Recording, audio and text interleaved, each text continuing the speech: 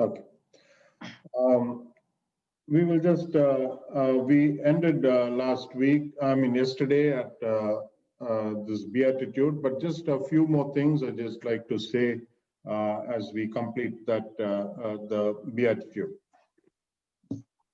हम लोगों ने जो पिछले दिन धन्य वचन की ओर देखते हुए आ रहे थे, लेकिन और कुछ बातों को मैं आप लोगों के सामने उस धन्य वचन के ऊपर कहना चाहता हूं। Blessed are those who hunger and thirst for righteousness. और यहाँ पर हम लोगों ने देखा था कि धन्य है वे लोग जो धार्मिकता के लिए भूखे और प्यासे हैं। Okay, when we talk of hunger, it is the idea of craving. जब भूख के बारे में हम लोग कहते हैं, तो किस चीज के लिए हम लोग आकांक्षा व लालसा रखते हैं उसके बारे में बताता है। Okay, we have not eaten for a couple of days, but we are craving for some food. और काफी दिनों तक हम लोगों ने खाना खाया नहीं है, लेकिन एक खाने के लिए बहुत ही एक जिज्ञासा व आशा रखते हैं। And when we talk of thirst, it gives the idea by which we can be refreshed. जब प्यासा के बारे में हम लोग देखते हैं, तो उस प्यास से जो हम लोग प्यास बुझाते हैं, तो हमें थोड़ा सा ताजापन महसूस हो जाता है। So the word that is used here is a very strong word, and it means that when we are hungering, it is a feeling that a man has when he has been starving for many days. यहाँ पर भूख के बारे में या फिर प्यास के बारे में हम लोग देखते हैं, तो एक बहुत ही एक कठिन शब्द बा एक अनोखा शब्द को यहाँ पर इस्तेमाल किया गया है। एक व्यक्ति काफी दिनों तक खाना वगैरह कुछ भी नहीं खाया है और वो खाने के लिए एक जिज्ञासा रखता है, व आशा रखता है, लालच रखता है। Okay, and when it talks about thirst, it means that a man who will die because of thirst. प्यास के बारे में हम लोग देखेंगे, तो प्यास की वजह से एक व्यक्ति मर भी सकता है। Okay, when if I were to ask you which is more dangerous, is it thirst or hunger? The fact is that thirst is more dangerous. मैं आप लोगों को एक सवाल पूछूंगा, भूख सबसे बड़ा खतरनाक है या फिर प्यास सबसे बड़ी खतरनाक है? तो मैं ये कहूंगा कि प्यास ही सबसे बड़ी खतरनाक चीज होती है। Because without food, maybe we can live for many days, but without water or without quenching our thirst, we cannot live for many days. मेरे प्यारो, भूख की वजह से भूख को सह करके हम लोग कुछ दिन तक तो जी सकते हैं, लेकिन प्यास को यदि ना बुझा करके जीना हमारे लिए नामुमकिन है, बस जीने के लिए नामुमकिन है। So we are asked by Jesus to hunger and thirst for righteousness. और प्रभु यीशु मसीह के द्वारा हम पूछे गए हैं कि प्यासे और भूख जो किसके लिए, ना धार्मिकता के लिए हमें करना चाहिए। This is something that we must have daily in our lives. और ये जो प्यास व भूख जो है हमारे जीवन में रोज होना चाहिए। We'll just turn to, we just saw in that last part of that Beatitude, verse 6, for they will be satisfied. और हम लोग छठवां वचन के आखिरी बातों को हम लोगों ने देखा था कि वे तृप्त किए जाएंगे। It is God who will satisfy us. और ये परमेश्वर ही हमें तृप्त कर पाएंगे। He is the one who will fill us. और वो ही है हमें परिपूर्ण करेंगे। But there is something else that we need to do. और उससे पहले हमें और कुछ करना चाहिए। Isaiah chapter 55 verse 1 and 2. यशायाह का पुस्तक उसका 55 अध्याय 1 और दूसरा वचन को हम लोग देखेंगे। Oh, everyone who thirsts, come to the waters, and you who have no money, come buy and drink, buy and eat. Come buy wine and milk without money, and without cost. Why do you spend money for what is not bread, and your wages for what does not satisfy? Listen carefully to me and eat what is good.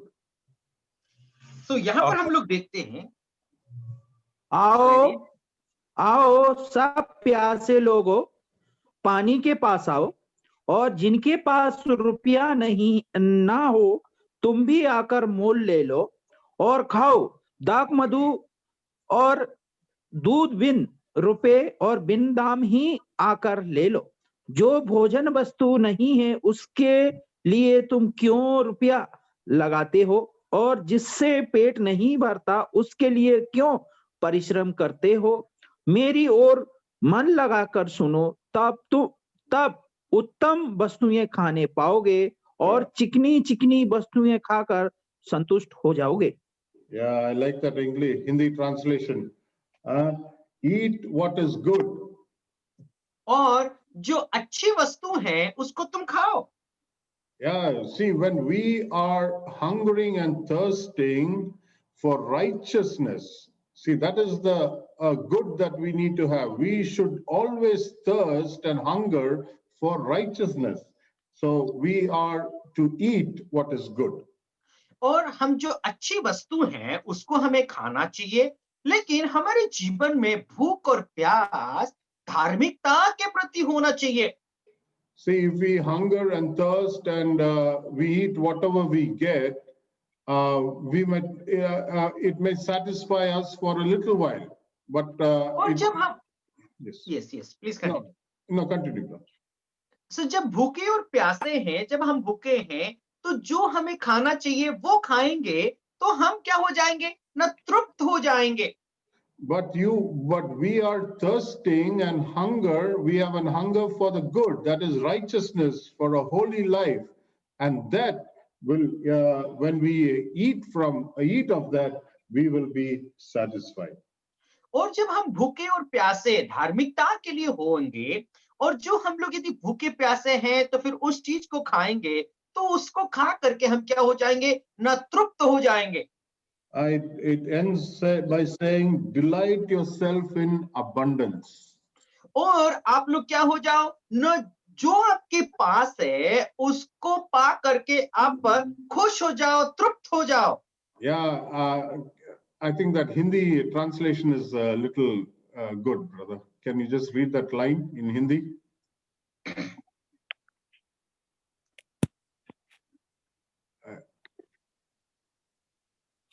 Okay,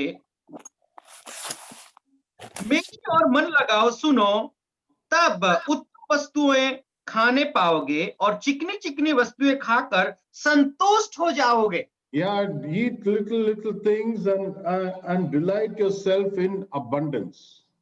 So यहाँ पर खा करके तुम जो है चिकनी चिकनी वस्तुएं खा करके तुम संतुष्ट हो जाओगे। So we will be satisfied when we are craving for righteousness. और जब हम धार्मिकता के लिए यदि आशा रखेंगे, जिज्ञासा रखेंगे, उसके प्रति यदि हम लोग दौड़ेंगे, तो हम संतुष्ट हो जाएंगे, तृप्त किए जाएंगे। Okay, one more verse we read in Jeremiah chapter 2, verse 12 and 13. यिर्मयाह का पुस्तक उसका 12वां अध्याय, दूसरा अध्याय 12 और 13वां वचन।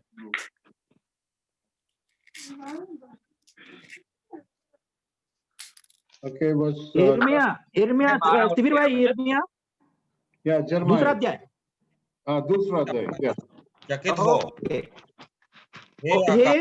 चकित हो, बहुत ही थरथरा और सुनसान हो जा, यहोवा की यह वाणी है, क्योंकि मेरी प्रजा ने दो बुराइयां की हैं। उन्होंने मुझसे बहते जल के सोते को त्याग दिया है और उन्होंने हौद बना लिए, वरन ऐसे हौद जो टूट गए हैं और जिनमें जल नहीं रह सकता।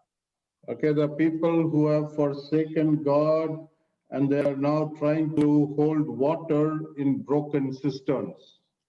So यहाँ पर हम लोग देखते हैं लोग क्या कर रहे हैं, न पानी भरने के लिए बड़े बड़े होंद, बड़े बड़े मटका बना करके रखे हैं, लेकिन वो मटके फटे हुए हैं।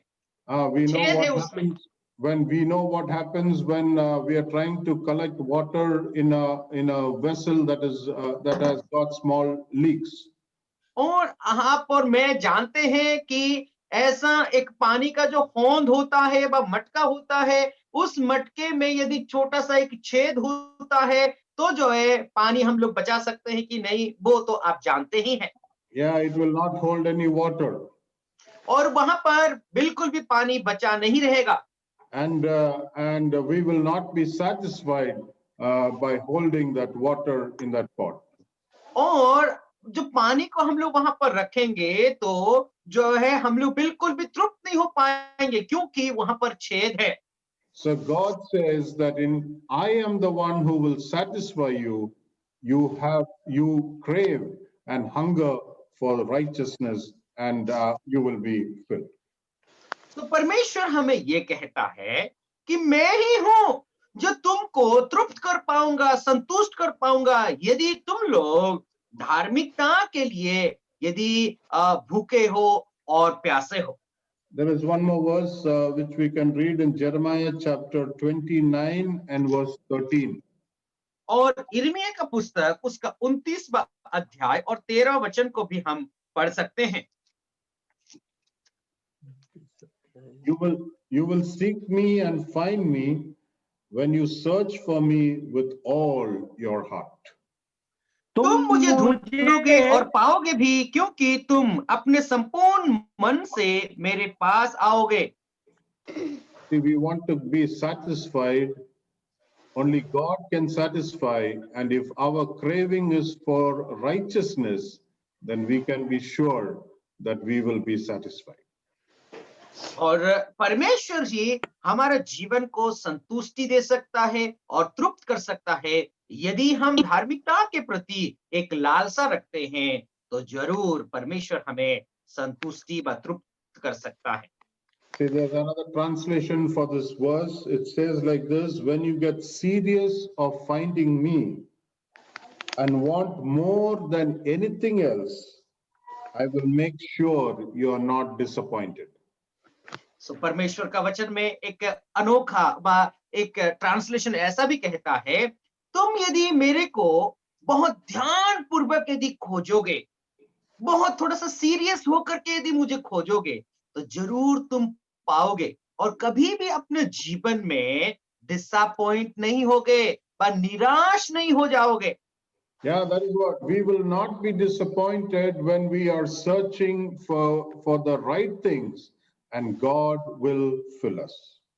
यदि सही चीज के लिए बस सही चीज का तलाश में रहेंगे तो कभी भी हम अपने जीवन में निराश नहीं होंगे, क्योंकि परमेश्वर हमें उन चीजों का देगा और तृप्त करेगा। So we have the life, and that is seen in our hunger and thirst for righteousness, and God will fill us. और हमारे पास एक ऐसा जीवन है, यदि हम धार्मिकता के लिए यदि भूखे और प्यासे होंगे हैं तो परमेश्वर हमारे जीवन में परिपूर्ण व संतृप्ति करेगा। Okay, we come to verse 7. That is the next beatitude, and it reads, "Blessed are the merciful, for they shall receive mercy." सो 7वां वचन की ओर हम लोग जाएंगे तो वहां पर ऐसा लिखा गया है, धन्य है वे जो दयावंत है, क्योंकि उन पर दया की जाएगी। Okay, this is the only beatitude that contains the promise, which is the same as the condition. सो यहाँ पर हम लोग देखते हैं, यहाँ पर एक धन्य वचन है जो एक ऐसा प्रतिज्ञा करता है व ऐसा एक वाचा बांधता है, प्रतिज्ञा करता है, क्या है कि तुम यदि करोगे तो फिर मैं भी करूंगा। वहां पर एक कंडीशन को, बस शर्त को हम लोग देख सकते हैं। Okay, the condition is to be merciful, and the promise is to receive mercy. तो यहाँ पर हम लोग देखते हैं एक ऐसा शर्त को, यदि तुम दयावंत हो तो तुम्हें भी दया मिलेगा। Okay, so this is the only beatitude where the promise and the condition remains the same. और यहाँ पर एक ऐसे धन्य वचन है जो सबसे पहले हम लोग देखेंगे कि प्रतिज्ञा को देखते हैं और उस प्रतिज्ञा का फल को भी हम लोग देखते हैं। तुम यदि दयावान हो तो तुम्हें भी दया किया जाएगा। See, we have been climbing up the ladder in the Beatitudes. और अभी हम लोग जो है जो धन्य वचन का एक सीढ़ी को चढ़ रहे थे। In the lower step, we saw that we are broken. We need to admit that we are broken. सो पहले जो सीढ़ी हम लोग चढ़े थे, सबसे निचला वाला स्तर में जो सीढ़ी है, वहां पर हम लोग देखे कि हम लोग टूटे मन वाले हैं। Then we climbed into a step where we need to mourn for our sins. और हमारे के दूसरा सीढ़ी को हम लोग चढ़ करके देखा कि हमारे पापों के लिए हमें विलाप करना चाहिए। And then we came to the third step, and that is to seek for meekness. और जो है तीसरे सीढ़ी की ओर हम लोगों ने चढ़ा और फिर हम लोगों ने देखा कि हमें जो नम्रता की खोज में हमें रहना चाहिए। Then the fourth step we took, and we want to hunger and thirst for righteousness every day in our lives. जो चौथी सीढ़ी को चढ़ करके हम लोगों ने देखा कि हमारे जो व्यक्तिगत जीवन में, रोजमर्रा जीवन में हमें धार्मिकता के लिए भूखे और प्यासे रहना चाहिए। So when we are doing these things, only then we can get into the next step, and that is to be merciful. और जब हम ये सब कामों को यदि कर रहे हैं, इन सब कामों को यदि कर रहे हैं, तो हम क्या हो सकते हैं? ना इन सीढ़ियों को चढ़ने के बाद ही हम लोग क्या कर सकते हैं? ना दूसरों को हम दया दिखा पाएंगे। Okay, yesterday and even the first class, we were just saying about the tree, the root, the life, and the fruit. और हम लोगों ने के पिछले दिन और कल भी हम लोगों ने चर्चा किया एक पेड़ के बारे में। उस पेड़ का जो है जड़ है, उस पेड़ है, उसके बाद फल है। Okay, we saw the root, and then we saw yesterday the life. और पिछले दिन हम लोगों ने देखा उसका जड़ को, हम लोगों ने देखा और फिर उसका पेड़ को हम लोगों ने देखा था। And today and for the next few classes, we will see about the fruit, and the fruit is seen in mercy, being merciful, having purity of heart, and being a peacemaker. सो हम लोग देखते हैं कि आज हम लोग उस फल के बारे में देखेंगे। वो फल क्या है? ना उस पेड़ का एक फल है। यदि हम दूसरों को दया दिखाएंगे तो हमें भी दया दिखाया जाएगा और उसके साथ साथ हम एक शांति स्थापना करने वाले व्यक्ति भी बन सकते हैं। See, the world always gives a premium position on earthly possessions and positions. और हम लोग देखते हैं ये संसार हमें ऊंचे से ऊंचे पद को हमें दे सकता है। That is what the world gives, and that is what even sometimes we also are looking forward to. और ये संसार हमें ऊंचे से ऊंचे पद देता है और इसी के तलाश में, ताक में हम भी रहते हैं। But Christ is placing a premium on the spiritual character of a disciple. लेकिन प्रभु यीशु मसीह एक सच्चे चेले के जीवन में एक बहुत महत्वपूर्ण प्राथमिकता को वो स्थापना कर रहे हैं। And that is why we need to understand that this beatitude cannot be followed by the world. और इसीलिए हम ये समझने के लिए कोशिश कर रहे हैं कि ये संसार के लोग इस धन्य वचन का अनुकरण नहीं कर सकते। It can be only followed by a true disciple, because he is developing his spiritual character, and he wants to be conformed to the image of God. सो ये कौन फॉलो कर सकता है, कौन अनुकरण कर सकता है? एक सच्चा मसीह का चेला ही इन धन्य वचनों को वो अनुकरण कर सकता है, उसका पीछा कर सकता है, क्योंकि वो एक मसीह का विश्वासी है। See, someone has said like this, that when we behave the most like God, when we show mercy to those in need. जब हम किसी ने ऐसा कहा है, जब परमेश्वर का जो क्या कहते हैं, अपना परमेश्वर का इमेज को परमेश्वर का छवि को दूसरों के सामने हम प्रकट कर सकते हैं कब न दूसरों को हम जब दया दिखाते हैं तभी परमेश्वर का छवि को दूसरों के सामने प्रकट कर पाएंगे। See, the mercy of God, we have all received, and we are enjoying it every day. मेरे प्यारो, परमेश्वर की दया को, परमेश्वर की करुणा को हमने प्राप्त किया है और इस दया का अनुभव रोज हम आनंदित उठाते लाभ उठाते हैं। Because of the mercy of God, we have not got the punishment that we deserve. और परमेश्वर की करुणा के वजह से हमें उस अनंतता का दंड हमें जो मिलना था वो दंड से हम वंचित हुए हैं। The punishment is the eternal death, the eternal damnation, where we were destined for hell, but because of the mercy of God, we are now rooted, we are going to heaven. मेरे प्यारो, वो दंड क्या था?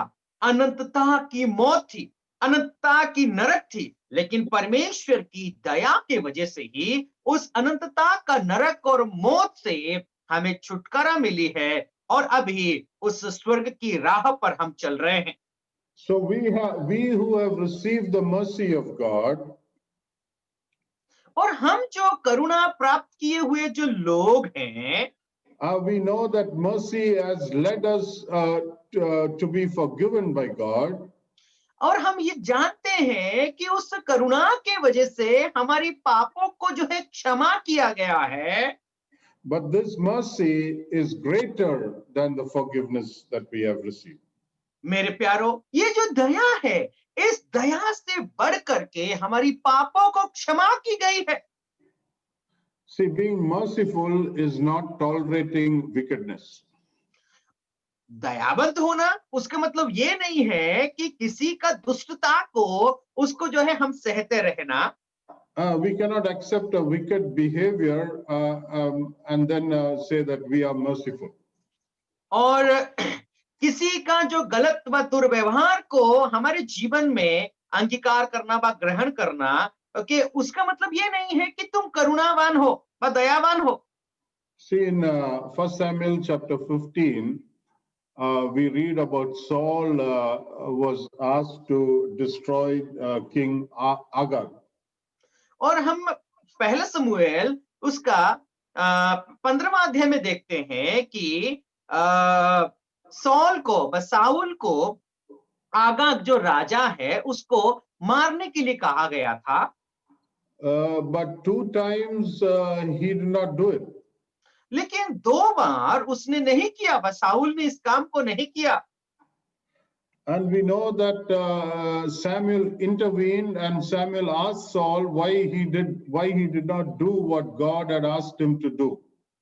और 2 बार शमूएल आकर के साउल को चिताया था कि तुमको उसको मारने के लिए बोला गया था, लेकिन तुमने उसको क्यों नहीं मारा? He saved the king. He took some of the possessions, the cattle from that place, and he just disobeyed God. और क्या किया था ना, उसने उस राजा को बचाया, फिर वहां का बहुत सारे धन और दौलत को चुरा करके उठा करके ले आया, जबकि परमेश्वर ने उसको नष्ट करने के लिए कहा था और परमेश्वर की आज्ञा का उल्लंघन किया था। Agag, a wicked king, and Saul wanted to tolerate him, but that was not showing mercy to him. मेरे प्यारो, आगाग जो राजा था बहुत ही दुष्ट राजा था, परमेश्वर ने उसको नष्ट करने के लिए कहा, लेकिन साउल ने क्या किया था न, उस आगाग को दया दिखा करके उसको नहीं मारा था। See, who showed mercy? Samuel showed mercy when he killed Agag. We read in verse 32, chapter 15 and verse 32. और पहला शमूएल उसका 15वां अध्याय और हम लोग 32वां वचन हम लोग देखते हैं कि शमूएल ने उसको दया दिखाया था उसको मार करके। So being merciful is not tolerating wicked behavior. मेरे प्यारो, दयावान होना का मतलब ये नहीं है किसी की दुष्टता का जो है उसका हमारे जीवन में उसको देखना व हमारे जीवन में अलाउ करना। So when there is a wicked behavior, it is our duty to speak against it, which we see, or a wrong behavior which the King Herod had done, and we see that John the Baptist had spoken against it.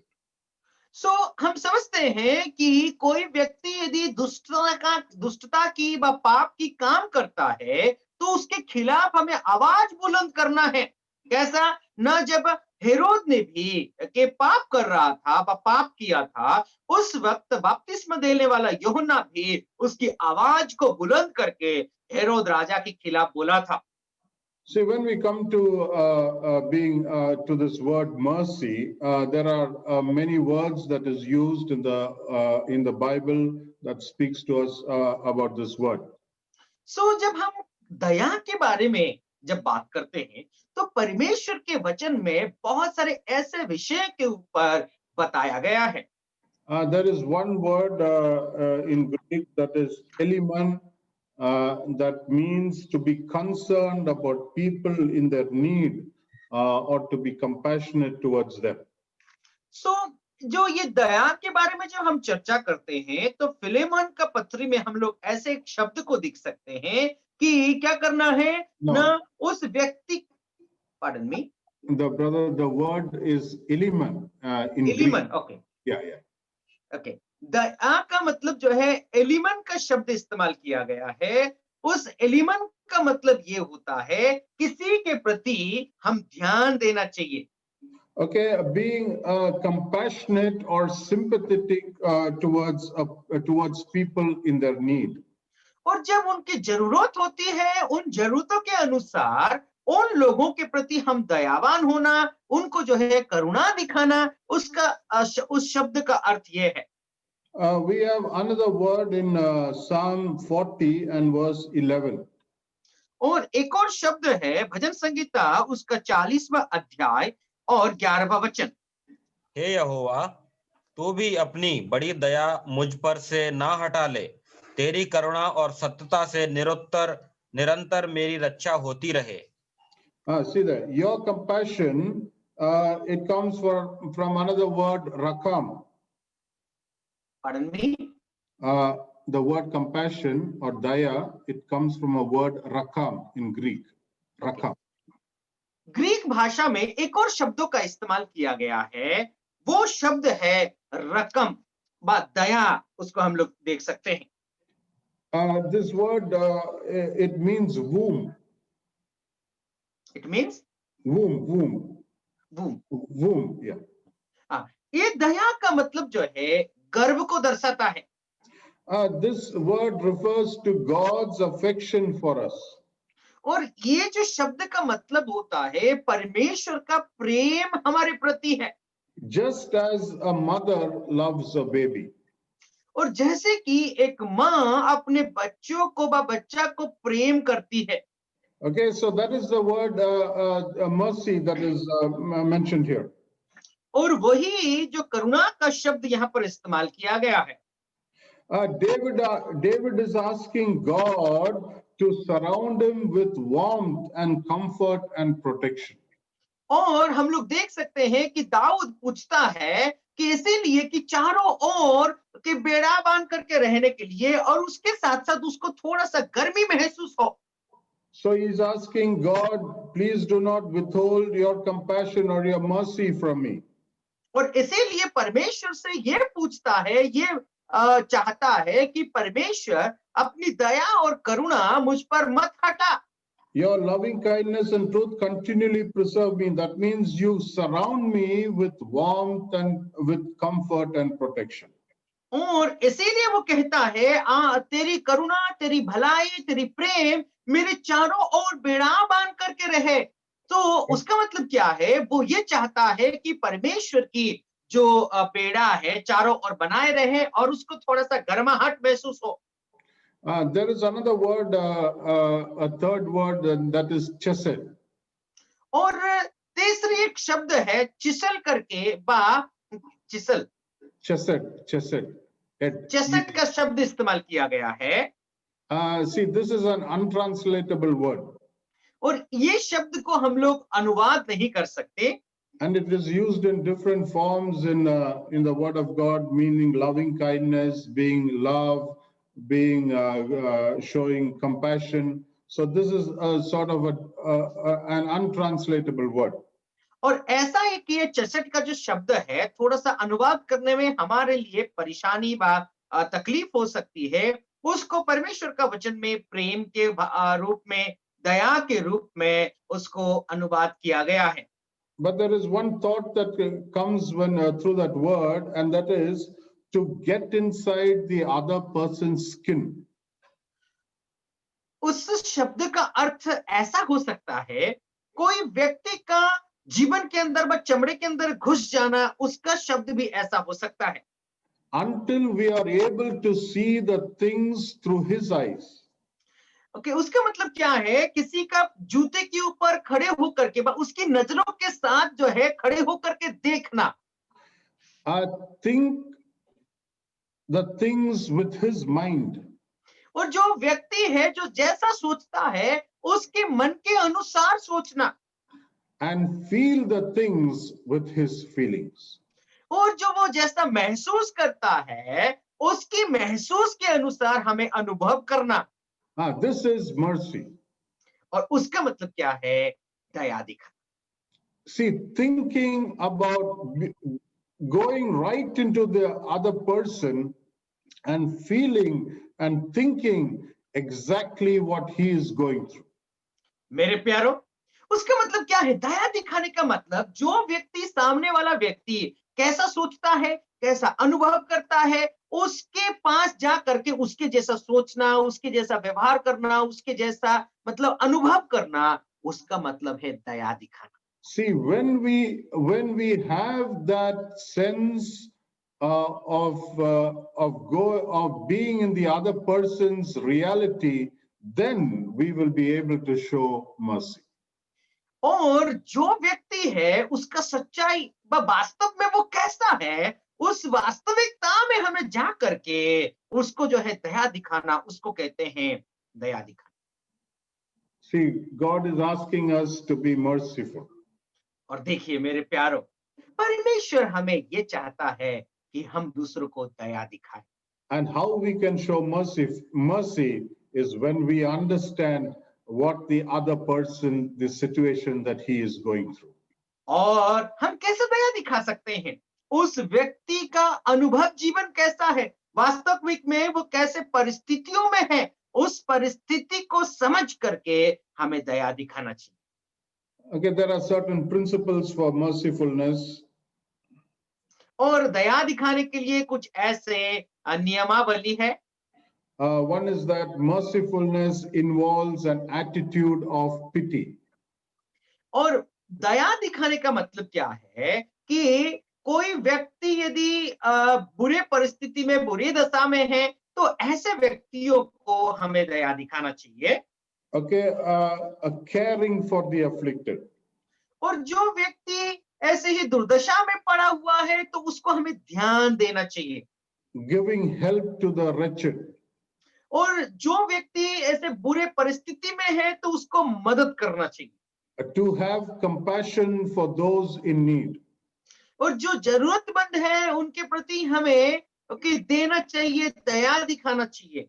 But when we have pity, our responsibility increases. जब हम दूसरों के प्रति थोड़ा सा दयालु होते हैं, उस वक्त जो है हमारा जो जिम्मेदारियां है वो बढ़ जाता है। See, that is one thing that we need to understand. और ये एक चीज है, हमें समझना बहुत जरूरी है। When we have pity, our responsibility starts. जब हम दूसरों को देख करके दयावान हो जाते हैं, दयालु हो जाते हैं, वहीं से ही हमारा जो जिम्मेदारियां, दायित्व बढ़ जाता है। And when that responsibility starts, then we will be showing mercy. जब हम दूसरों के प्रति जो एक दया दिखाने के लिए जा रहे हैं, तो उससे पहले हमारी जो जिम्मेदारियां हैं, उस जिम्मेदारियां जब बढ़ता है तो दूसरों को हम ऑटोमेटिकली दया दिखाएंगे। So mercifulness involves an attitude of pity. और जो दया दिखाने का मतलब ये है कि एक ऐसी स्वभाव को दर्शाता है, दूसरों को देख करके हम जो है दुखी हो जाना व दया दिखाना। Secondly, we see that mercifulness involves action and a personal involvement. और दूसरी बात को हम लोग समझ सकते हैं कि व्यक्तिगत रूप में आप उसके साथ शामिल हो रहे हैं। See, we had seen one of the meanings of the word mercy is to be involved in the other person's, to get into the other person's skin and think like how he thinks and feel like how he feels and see the things like how he is seeing. और एक शब्द को हम लोगों ने ये देखा था, वो शब्द का मतलब क्या है ना, दूसरा व्यक्ति कैसा सोचता है वैसे हमें सोचना है, और फिर दूसरा व्यक्ति कैसा अनुभव करता है ऐसे अनुभव हमें करना है। दूसरा व्यक्ति जो सामने वाला व्यक्ति किस नजरिया से देखता है ऐसे नजरिया से देख करके दूसरों को दया दिखाना, उस बात को हम लोगों ने एक शब्द का अर्थ को देखा था। So there is a personal involvement in showing mercy. एक व्यक्तिगत रूप में आप उस व्यक्ति के साथ शामिल होते हैं जब आप दूसरों को दया दिखाते हैं। I want you to read two verses, two portions. वचनों को मैं पढ़ना चाहता हूँ।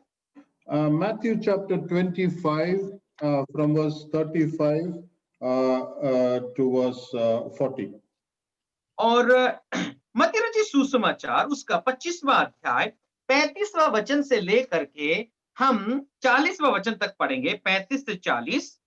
क्योंकि मैं भूखा था और तुमने मुझे खाने को दिया, मैं प्यासा था और तुमने मुझे पानी पिलाया, मैं परदेसी था तुमने मुझे अपने घर में ठहराया, मैं नंगा था तुमने मुझे कपड़े पहनाए, मैं बीमार था तुमने मेरी सुधि ली, मैं बंदी गृह में था तुम मुझसे मिलने आए। तब धर्मी उसको उत्तर देंगे कि हे प्रभु, हमने कब तुझे भूखा देखा और खिलाया, और प्यासा देखा और पिलाया? हमने कब तुझे परदेसी देखा और अपने घर में ठहराया, या नंगा देखा और कपड़े पहनाए? हमने कब तुझे बीमार या बंदी गृह में देखा और तुझसे मिलने आए? तब राजा उन्हें उत्तर देगा, मैं तुमसे सच कहता हूं कि तुमने जो मेरे इन छोटे से छोटे भाइयों में से किसी के साथ किया, वह मेरे ही साथ किया। Okay. This portion we see Jesus Christ saying it is talking to us about showing mercy to people who was a stranger.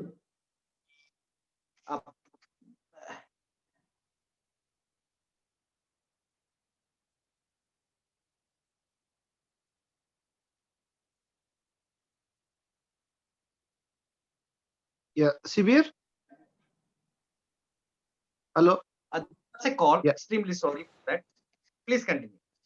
Okay, we see these verses which Jesus Christ says on how we have shown mercy, how people are showing mercy to those who are a stranger. और हम लोग देखते हैं जो अजनबी है उन अजनबियों को हम कैसे दया दिखाते हैं, उस बात को प्रभु यीशु मसीह यहाँ पर प्रकाश करते हैं। But there is one thing that we need to understand. लेकिन एक बात यहाँ पर है जिस विषय के ऊपर हमें समझना जरूरी है। See, the people have been, when people have been showing mercy, that means they have been showing mercy to someone who was hungry, they gave him something to eat. Someone who was thirsty, they gave him something to drink. Someone who was a stranger, they took him inside and clothed him. Someone who was sick, they visited him. Someone who was in prison, they went and saw him and encouraged him. So यहाँ पर हम लोग देखते हैं प्रभु यीशु मसीह कहते हैं कि जो लोग बीमार थे उन लोगों को देखने के लिए गए, जो भूखे थे उनको खाना खिलाए, जिनके पास कपड़ा नहीं था उनको पहनाया गया, जो जेल में थे उसको देखने के लिए गए, जो प्यासे थे उनको पिलाया गया। सो इन बातों को यहाँ पर हम लोग देख सकते हैं। And Jesus Christ calls them then the righteous. और यहाँ पर प्रभु यीशु मसीह यहाँ पर ऐसा कहते हैं, तब वो धार्मिक लोगों को। The righteous will answer him, and then they will ask him the other questions. Lord, when did we feed you when you were hungry? When did we give you when you were something to drink when you were thirsty? तब धार्मिक लोग उत्तर देंगे कि हे प्रभु, हमने कब तुझे भूखा देखा और खिलाया, या फिर प्यासा देखा और पिलाया। See, the righteous is what God calls them. और यहाँ पर देखिए, प्रभु यीशु मसीह उन लोगों को धार्मिक करके बुलाते हैं। See, a couple of things we see about these righteous people. और बहुत सारे ऐसे विषय को हम लोग देखते हैं जो धार्मिक लोगों का काम को, They are doing it to certain people, and they do not know that what they are doing is for God. और कि जो धर्मी लोग हैं बहुत से ऐसे काम करते हैं, लेकिन उनको खुद को नहीं पता कि वो कैसे और कब ये सब कामों को करते हैं। That means they have been showing mercy to people who are within the family of God and even outside the family of God, but they do not know that they are doing it for God. ओ मेरे प्यारो, आप देखिए वो धर्मी लोगों का काम को देखिए कि वो जो है अपने घर के लोगों को दया दिखा रहे हैं, घर के बाहर के लोगों को दया दिखा रहे हैं, लेकिन उनको खुद को नहीं पता कि जो है उन कामों को करते वक्त वो दया दिखा रहे करके उनको महसूस हो रहा है। The second thing is that they do not reveal their acts. और दूसरी बात ये है कि वो जो काम धर्मक दया दिखाने के काम कर रहे हैं, उस बातों को दूसरों को प्रकाश भी नहीं कर रहे हैं। Because it is when God tells them that they have done these things, only then they have come to know that their about their acts which they have done. और देखिए, जब तक प्रभु यीशु मसीह उनको ये नहीं कहते कि देखो तुम लोग ऐसे ऐसे अच्छे अच्छे काम को करते हैं, तब उनको महसूस होता कि अरे हम लोगों ने ऐसा काम किया है करके उनको ऐसा महसूस हो रहा है। And thirdly, it is only eternity will reveal the merciful acts which they have done. मेरे प्यारो, तीसरी बात को यहाँ पर हम लोग देख सकते हैं, वो क्या है ना, अनंतता के समय जब जो है प्रभु का न्यायसन के समय ही ये जो धर्म का काम है वो सब के सब जो है प्रकाशित होगा। Yeah, this is actually speaking to us about what should be our attitude when we do an act of mercy. तो ये हमारे लिए बात करता है, जब दूसरों को हम दया दिखाते हैं तो हमारा जो अंदरूनी स्वभाव है वो कैसा होना चाहिए। We should see that we don't fall into the temptation of this world, but be a true disciple of Jesus Christ when we show our merciful acts. तो हम लोग देखते हैं, आइए इस संसार का जो परीक्षा और प्रलोभन में हम ना पड़े, हमारी स्वभाव जब जो है दूसरों को दया दिखाते हैं, ऐसे वक्त में हमारी स्वभाव जो है प्रभु यीशु मसीह जैसा कहता है वैसा होना चाहिए और धार्मिकता का स्वभाव हमारे जीवन में दिखना चाहिए। Okay, two more verses we'll just read. James chapter 2. और दो वचनों को और हम लोग पढ़ेंगे, याकूब का पत्री उसका दूसरा अध्याय verse 15 and verse 16. 15 और 16 वचन को पढ़ेंगे। यदि कोई भाई या बहन उनके उगाड़े हो और उन्हें प्रतिदिन भोजन की घटी हो और तुम में से कोई उनसे कहे कुशल हो जाओ, तुम गर्म रहो और तृप्त रहो, पर जो वस्तुएं देह के लिए आवश्यक है वह उन्हें ना दे तो क्या लाभ। We have seen that being merciful, being pity involves or it starts the action, the process of being merciful. मेरे प्यारो, दयावान दिखाने का मतलब क्या है कि ये जो एक प्रक्रिया है हमारे जीवन में शुरू होना चाहिए। See, pity is the starting block for mercy.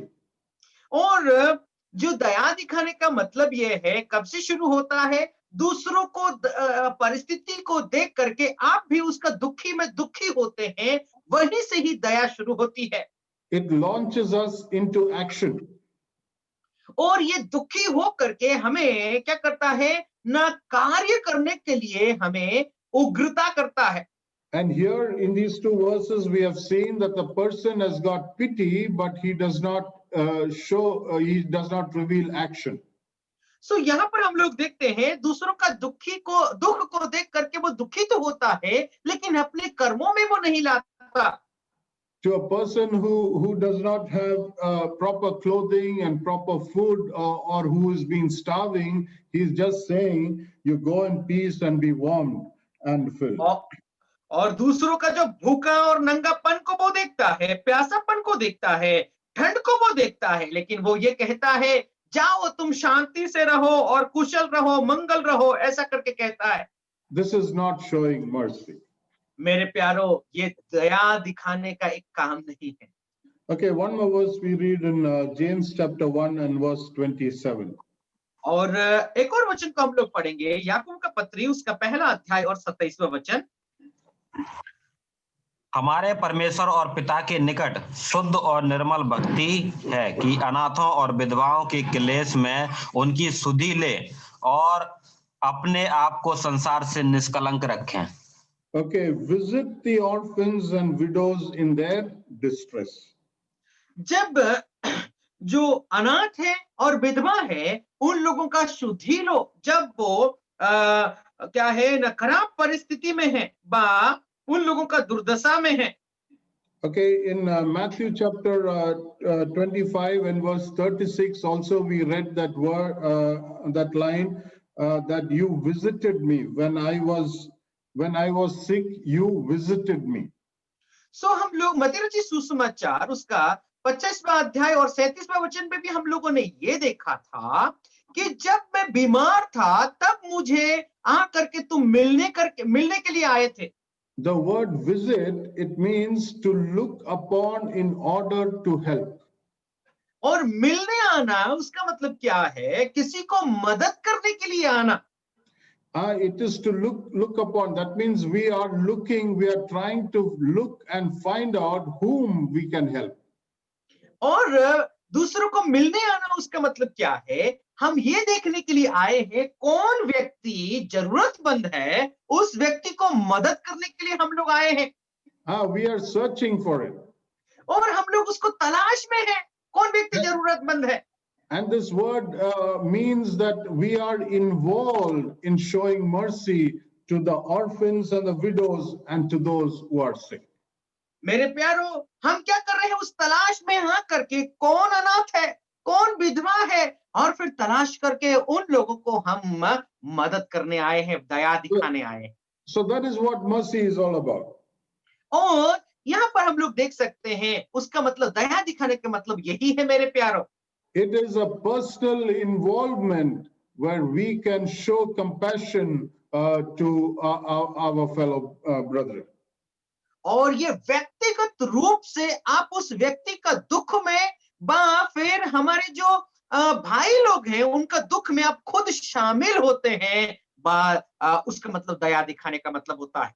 And not only just having pity, but also having an action where we get involved in showing mercy. सिर्फ और सिर्फ उन लोगों का दुख को देख करके दुख जताना उतना ही नहीं, बल्कि उनका दुख में आ करके ओके हमें मदद करना चाहिए, बस उनका दुखों में शामिल हो करके एक्शन में काम करना चाहिए। See, this is what even Jesus Christ also did to you and to me.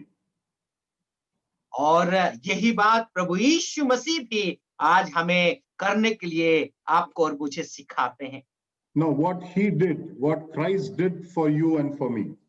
और हम जानते हैं कि प्रभु यीशु मसीह ने आपके और मेरे लिए यही काम को किया है। He got involved in us. और प्रभु यीशु मसीह भी हमारे दुखों में वो शामिल हो गए। See, when we come to the book of Ephesians chapter 2, we read. और अब जब हम इफिसियों का पत्री उसका दूसरा अध्याय में आते हैं तो ऐसा पढ़ते हैं। We read that we were dead in sins and trespasses.